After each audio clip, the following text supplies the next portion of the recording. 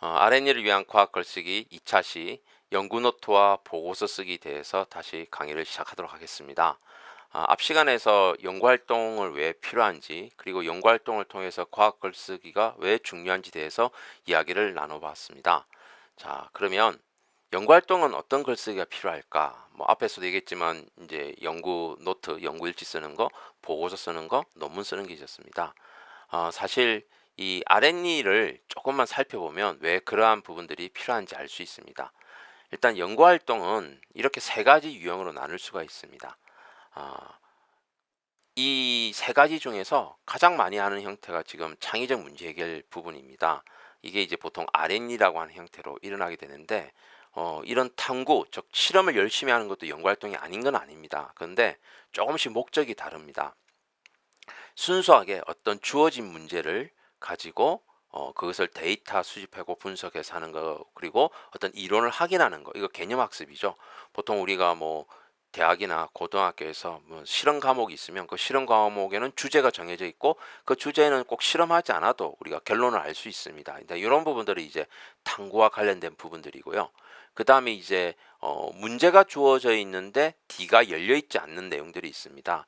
이제 이거는 이제 이 문제라는 것도 구체적으로 주어지기보다는 좀 폭넓게 주어져서 그 속에서 문제를 발견한 다음에 진행을 하는 거죠. 그래서 이거는 결국 실제적인 어떤 문제를 찾아내는 과정이기 때문에 주로 이제 대학에서는 대학원 석사 과정 정도에서 이런 걸 많이 하게 됩니다. 지도 교수님이 관심 있는 분야에 들어가서 지도 교수님이 안내해주는 문제를 가지고 스스로 뭘 해서 뭔가 결과를 내는, 사실 여러분들이 이제 대학 교수님과 함께하는 그 R&E 유형의 요 부분이 정말 많습니다. 물론 여러분들이 어떤 주제를 정한 다음에 그 주제에 맞는 교수님을 찾다 보니까 뭐 이렇게 갈 수도 있지만, 대부분은 일단 교수님이나 분야가 정해지고 그 교수님이 잘하는 거랑 관계되어서 내가 좀 해보겠다, 그러면 PBL 단계가 가게 되는 거죠. 그렇지만 우리가 박사 과정이라고 하는 그 분야에 있지만 스스로 문제를 찾아내고 그 문제를 해결하기 위해서 뭔가의 아이디어 내는 과정, 이 과정을 통해서 연구 활동을 하게 되면 역량이 길러지게 되는 거죠. 그래서 여러분들이 지금 과학 글쓰기를 한다, 글을 쓴다는 것은 이 탐구, PBL, CPS 모두 다 필요하지만 실제적으로 논문까지 내는 경우는 CPS에 해당하고요. 보고서 정도를 쓰는 것은 PBL에 해당하고요. 그 다음에 무슨 일지 쓰는 정도는 탐구에 해당한다, 이렇게 단순하게 보면 되게 쉽게 이해가 될 거예요. 그래서 결국은 CPS 같은 방식으로 연구 활동을 할 경우에 일지도, 연구 노트도 쓰고 보고서 쓰고 논문도 쓰게 되는 경우가 많습니다. 근데 이제 과학고나 영재학교 같은 데서 교수님과 함께 할 때 이 보고서와 논문이 구분 안 될 때가 있어요. 그래서 보고서를 쓰기 위한 활동을 했으나 논문을 쓰라는 교수님도 계시고, 그 다음에 논문을 쓰기 위한 연구 활동을 했으나 보고서만으로도 끝을 내라는 교수님도 계십니다. 근데 기본적으로는 연구 노트, 보고서, 논문, 이 세 개의 단계로 진행된다고 좀 이해하시면 본인이 과학 글쓰기를 할 때 뭐가 중요한지 알 수 있고요. 그리고 이 연구 노트, 그 다음에 보고서, 논문은 목적성과 지향 방식이 조금씩 다릅니다. 그래서 같은 내용을 쓰더라도 표현되는 방식이 좀 달라야 되고요. 무엇을 중요시하냐 또는 덜 중요시하냐에 따라서 강조돼야 될 부분들이 좀 달라집니다. 그래서 그런 부분들을 좀 더 살펴보도록 할 거고요. 이와 같은 연구 역량 그러면 너무 포괄적이잖아요. 그런데 이제 미래에서, 뭐 미래 멀지도 않습니다. 여러분들이 성인이 되면 연구 역량에 이런 것들을 요구한답니다. 일단 디지털, 뭐 컴퓨터로 하는 거 잘해야겠죠. 그 다음에 창의적이고 융합적인 새로운 거를 열어낼 수 있는 열린 사고, 그 다음에 다 함께 뭘 해볼 수 있는 협업, 그리고 공감, 의사소통 뭐 중요하죠. 그 다음에 도전할 수 있는 창업가 정신, 그리고 이 많은 것들을 교사나 교수님이 시킨 대로 하는 것이 아니라 자기 스스로 할 수 있는 역량, 사실 이 역량들을 모두 통칭해야 연구 역량을 가진 거다, 이렇게 이해할 수 있을 것 같습니다. 뭐 자세히 읽어보고 여러분들 필요할 경우에 이 부분들을 스스로 한번 점검해 보세요. 내가 어떤 역량이 좀 잘하고 있는지 부족한지요. 그 다음에 이제 이 CPS를 진행되는 단계를 보면 크게 계획하는 단계가 있고 수행하는 단계가 있고 표현하는 단계가 있습니다. 그러면 표현 단계 이때 뭐 글을 쓰면 되나? 아닙니다. 처음부터 끝까지 다 글을 써야 되죠. 왜? 계획서 작성하는 단계에도 글이 필요하고요. 수행하는 과정에서도 결과 정리, 이게 이제 연구 노트도 쓰고 보고서도 써야 되잖아요. 그 다음에 마지막 표현하는 단계에서는 발표 자료, 포스터 발표하면 포스터도 만들어야 되고요. 논문도 만들어야 되고요. 결과적으로는 계획서를 쓴 다음에 연구 노트, 탐구 노트를 쓴 다음에 연구 보고서를 씁니다. 그러니까 여기까지가 이루어지는 것이 보통 PBL 단계인데요. 그리고 나서 발표, 포스트 할 수 있어요. 그 다음에 이 보고서와 발표 평가를 통해서 피드백을 받게 되겠죠. 뭐 평가자가 평가 얘기할 수도 있고, 그 다음에 동료들이 뭐라 얘기할 수도 있고, 그런 것들을 반영해서 이제 사람들이 누구나 읽을 수 있도록 만드는 것이 논문 단계입니다. 그러다 보니까 이 실험 결과를 정리하는 부분에서는 아무래도 정말 구체적인 데이터, 일일이 했던 날짜, 시간 이런 게 굉장히 중요하겠죠. 연구보고서는 그거를 잘 정리해서 잘 보이도록 하면 되는 거고요. 논문은 뭘까요? 논문은 이 연구들을 통해서 내가 이야기하고 싶어 하는 거를 주장하는 단계예요. 그래서 여기서 논문은 약간 주관성이 강화되고 연구보고서 작성 부분에서는 약간 객관성이 더 강조된다는 거죠. 그리고 실행 및 결과 정리, 여기서는 사실성이 강조된다는 것입니다. 자, 그러면 계획 단계에서는 계획서를 쓸 때 뭐가 필요하냐? 왜 이걸 해야 되는가는 필요성이 제일 중요해요. 사실 할 이유가 없는 거를 연구할 필요가 없거든요. 이 필요성이 뭐 사회적으로 필요하다, 학문 발전을 위해서 필요하다, 다 좋아요. 근데 내가 개인이 관심이 있으니까, 내가 평소에 호기심이 있으니까 이건 아니에요. 이건 초등학생들이 하는 거지, 연구 단계의 필요성은 명확하게 사회적인 어떤 현상이나 문제를 해결하기 위해서 필요하다. 그 다음에 학문적인 어떤 발달을 위해서 필요하다. 이렇게 두 가지 중에 하나는 반드시 있어야 되고요. 가장 좋은 둘 다 있으면 제일 좋겠죠. 그 다음에 수행 단계에서는 아무래도 실험하거나 조작 변인, 뭐 통제 변인, 뭐 이런 게 해야 되니까 결국 변인 설정이 가장 중요하게 되고요. 표현 단계에서는 연구 노트, 보고서, 논문이라고 하는 이 세 개의 단계가 충분히 주어져야 된다고 볼 수 있습니다.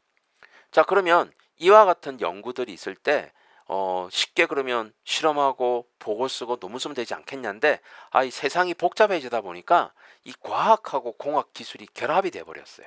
사실 과학은요, 자연에 있는 어떤 현상에 대한 설명안을 만들어내는, 즉 새로운 질문을 던지고 그 질문에 대해서 뭔가 설명하려고 하다 보니까 발견합니다. 어떤 이미 있는데 우리가 아직까지 몰라서 찾아내는 거고, 공학은 어떤 문제를 해결하기 때문에 새롭게 만들어내는 거예요. 그래서 발명이라 얘기합니다. 근데 이 과학과 공학이 결합이 되면서 현재 이공계에서 이루어지는 것은 이 둘 다를 합니다. 좀 더 순수 과학에 치우쳐지면 자연의 어떤 원리 이런 거를 발견하면서 설명하는 체조라는 연구가 있고, 대부분의 이제 이공계 대학은 기초과학을 했으나 기본적으로 이쪽으로 가고 있죠. 왜? 이게 이제 경제활동도 되고 돈이 되기 때문이죠. 그러다 보니까 여기 계신 여러분들은 순수 기초과학보다는 약간 응용과학이나 공학 쪽으로 넘어가게 될 것이고, 이럴 때는 이 둘 다를 결합해서 봐야 될 부분들이 있습니다. 그래서 이걸 좀 더 명확하게 보셨으면 좋겠다는 거고요. 이렇게 되면 조금 차이가 있어요. 보통 우리가 문제 해결 과정, 공학 설계 과정 이렇게 두 개로 구분해서 보는데 둘 다 비슷해요. 문제를 정의한 다음에 그 문제를 해결하기 위해서 아이디어를 창출하고 실행에 옮기는데, 이 공학은 물건을 만들어내야 되잖아요. 실제적으로. 그래서 개념 설계란 말을 쓰게 됩니다. 그 개념 설계는 기존에 있지 않은 무언가를 실체를 만들어내야 되는 거고요. 여기 아이디어는 눈에 보이지 않아도 돼요. 추상적이어도 된다는 거죠. 아이디어만 있으면 되는 거고. 근데 여러분들이 아마 이거 두 개 섞어서 진행을 대부분 하게 될 거예요. 그래서 이런 창의적 문제 해결 과정이나 공학 설계 과정이나 어쨌든 연구 활동을 통해서 계속 시행착오를 통해서 꾸준히 역량이나 실력들이 축적이 돼야 돼요. 그러려면 뭐가 필요하다고요? 회복 탄력성이 필요하다고 그랬잖아요. 그리고 회복 탄력성을 가지려면 뇌 중에서, 대뇌피질 중에서 어디가 발달해야 된다고요? 전두엽이 발달해야 된다고요. 근데 이 전두엽 발달시킬 때 가장 중요한 게 뭐다? 연구활동이고. 그럼 이 연구활동에서 그러한 것들을 본인 스스로 점검할 수 있는 도구가 뭐다? 바로 과학 글쓰기. 노트 쓰고 보고서 쓰고 논문 쓰는 이 세 가지라고 이야기를 할 수가 있는 겁니다. 또한 또 중요한 부분은 뭐냐면 이런 글쓰기를 통해서 노트로 쓰고 보고서 쓰고 논문 쓴 건요.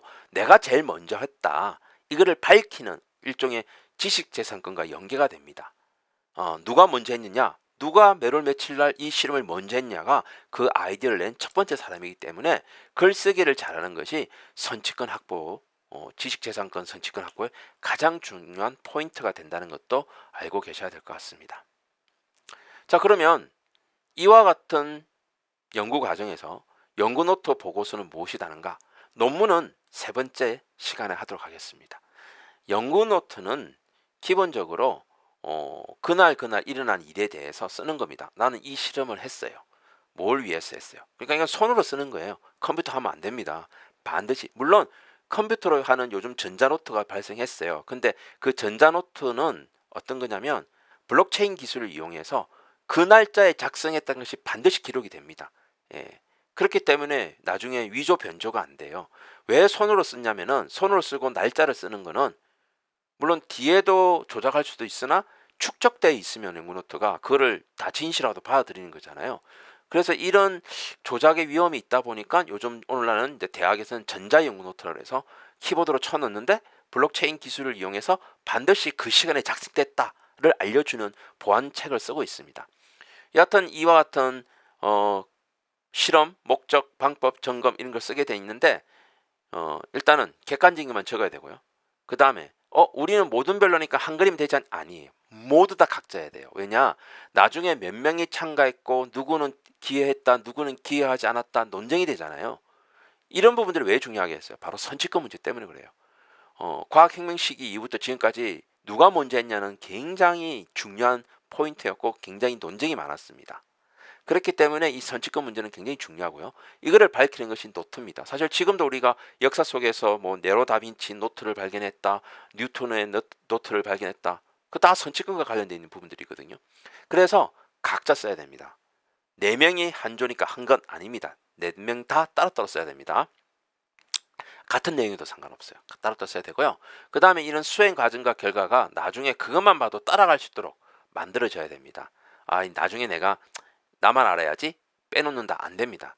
웬만하면 다 쓰세요. 낙서까지도 하는 게 좋습니다. 그 진행 과정을 다 쓰는 거예요. 그리고 수정 삭제 자료 부착 때는 반드시 뭐 줄 긋고 밑에 날짜 표시 서명. 그러니까 나중에 고치지 않았다. 이게 연구 노트는 연구 진실성 또는 선취권 문제랑 관련되어 있기 때문에 이런 부분들이 굉장히 중요하고요. 그리고 여백이 생기잖아요. 그러면 나중에 또 누가 채울 수도 있잖아요. 그래서 사선 긋고 여백 이렇게 글씨를 써놔야 이 사람은 진실성 있게 하는구나 라고 보여집니다. 그 다음에 연필로 쓰면 될까요? 안 됩니다. 반드시 볼펜 같은 보존되는 형태로 가야 됩니다. 그럼 연구 노트는 기본적으로 어떻게 좋으시냐라는 건데 이걸 이제 과학기술정통부하고 그 다음에 여기 키스타라고 하는 이게 한국 지식 뭐 잘 안 보이는데 한국 지식 뭐 전략원인가 여기서 지식재산 전략원인가 여기서 이제 표준 양식을 만들었어요. 학교마다 다른 걸 쓸 수 있고 선생님마다 교수님마다 다를 수 있어요. 그래서 기본적으로 프로젝트를 시작하면 프로젝트 요약 내용을 쓰게 됩니다. 물론 나중에 바뀌게 되면 나중에 바뀐 내용 다시 쓰면 되고 일단은 쓰고요.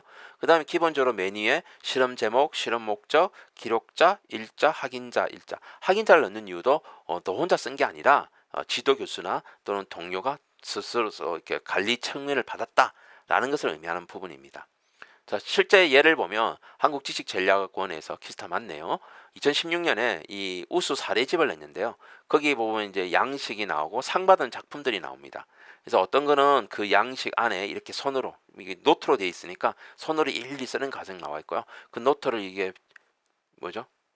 편절했다 그러나요? 이렇게 링에 꽂아갖고 하기 위해서 그때 했던 사진 찍어서 출력해서 갖다 붙이고 이건 이제 주로 이건 이제 출연 연구소 여기는 기업체에서 했던 부분들인데 이렇게 작성해서 뭐 그래프 결과도 손으로 그리기 어려우면 출력해서 갖다 붙이고 이렇게 날짜 쓰고 확인받고 이와 같은 부분들이 연구 노트에서 굉장히 중요하게 다룬지는 부분들입니다. 그렇다면 여러분들이 연구 노트를 만약에 쓰고 있다면 또는 쓰고 있지 않다면 나는 과연 이렇게 하고 있는가 아니가를 중간쯤에 한번 아니면 매번 이 체크를 해봐야 됩니다. 체크리스트도 역시 만들어 놨습니다. 1번부터 15번까지 있고요. 그래서 보시면 이거는 이제 다 쓴 다음에 체크를 하면서 빠진 부분 채울 수도 있는데 그것보다는 한 일주일에 한 번씩은 그때까지는 기억이 나니까요. 그래서 지금 보면 물론 미리 읽고서 미리 알고서 체크하면 더 좋겠죠. 그래서 이 15가지 차근차근 읽어보시고요. 그래서 연구 노트가 과연 내가 빠뜨리고 있는 게 있는가, 잘하고 있는가 한 번쯤은 체크해보고 점검해볼 필요가 있습니다. 연구 노트가 얼마나 중요하냐, 이거는 이제 얼마 전에 특허청에서 이 연구 노트만으로도 특허를 출원할 수 있다 이렇게 규제 개혁을 했답니다. 기존에는 뭔가 변리사를 통해서 온갖 서류를 만들고 막 했었습니다. 그래서 여기 보면 7개 정도의 특허 명세서를 첨부 복잡했었습니다. 근데 지금은 일단은 출원이 가능하게 해줬어요. 즉 메모, 연구 노트 이런 부분들을 PDF 그거 스캔해서 첨부해도 되겠죠. 또는 논문, 그러니까 논문도 선칙권을 인정해 주는 거, 특허까지. 대신에 이제 출원되고 나면 1년 2개월 내에 정식적으로 변리사가 작성하는 문서로 제출하길 바라고 있는 거죠. 그리고 이게 이제 중요해지다 보니까 경진대가 많이 열려요. 기업체 대상, 대학 자체 경진대회가 있어서 장학금 수여도 하고요. 이런 경진대에 참여하는 연구노트 경험들이 결국은 여러분들이 연구직에 종사할 때 직무 역량으로서 강화될 것으로 예상되고 있습니다. 자, 그렇다면 연구노트는 뭔지 알겠어요. 그럼 보고서는 뭐냐? 보고서는 조사, 답사, 실험 등의 결과를 보고하기 위해서 만드는 거예요. 주로 이제 사업을 수주받았을 때 그 사업 주체가 원하는 양식으로 보고서를 작성해 줍니다. 근데 이건 논문이 아니에요. 그러니까 주어진 과업을 얼마나 충실히 수행했는가를 기록합니다. 연구 노트는 그때그때 일을 기록한 거지만 연구 보고서는 그때그때 노트를 모아서 보고서 양식에 맞춰서 체계적으로 목적 달성성을 밝히는 것입니다. 그래서 독창적인 거는 노트에서 드러날 수는 있지만 실제 보고서에서는 객관성에 정확하게 이 과업을 수행했다라는 것을 담는 게 중요하고요. 이렇게 해서 인정을 받으면 내가 이 내용을 여러 사람이 알았으면 좋겠다, 이럴 때 논문으로 나가는 겁니다. 그러다 보니까 이 보고서부터는 체제가 좀 다른데요. 이 보고서 체제는 사실 논문의 체제와 거의 유사합니다. 그래서 이런 과학 글쓰기 교육을 받지 않은 사람들은 보고서와 논문을 잘 구분 못해요. 보고서가 그대로 논문으로 간다 생각하지만 아닙니다. 보고서하고 논문은 목적성이 다르죠. 그렇기 때문에 이 단계에서 기록되는 내용도 일부 차이가 있습니다. 자, 보고서는 첫 번째 인트로덕션이라는 개요가 나옵니다. 이거 실험 같으면 왜 했느냐, 연구 같으면 연구했냐, 필요성과 목적 두 가지를 밝히고요. 논문도 똑같거든요. 그렇지만 논문은 전체 맥락에서 찾는 게 중요하고 이 개요에서는 이거 실험 자체, 이 연구 자체의 어떤 왜 필요했는지, 목적이 뭔지를 밝히는 거고요. 그 다음에 이론적 배경이 있습니다. 기존에 알려져 있는 원리, 법칙, 이론이 필요하고요. 그리고 과정이 있습니다. 이 과정에 어떤 장비를 썼다, 어떤 기구를 썼다, 어떻게 동작한다, 1번, 2번, 3번, 4번 이 많은 것도 다 적을 수가 있어요. 논문에서는 이게 필요할까요? 논문에서는 이렇게 자세히 쓸 필요 없어요. 그냥 이런 장비 사용했다, 한두 줄이면 끝날 일이에요.